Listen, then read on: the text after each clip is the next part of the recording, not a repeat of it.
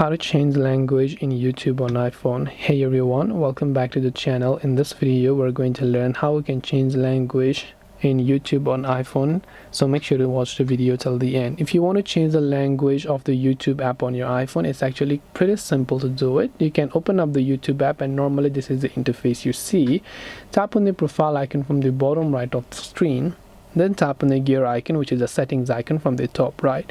Here you'll find an option that says general. Simply go to the general option, and from general option you can see app language. Mine is currently set to English because that's what I understand, but you can tap on app language here, and here you'll be taken to this YouTube settings where you can tap on language option and you can choose this to any of the other languages that you prefer.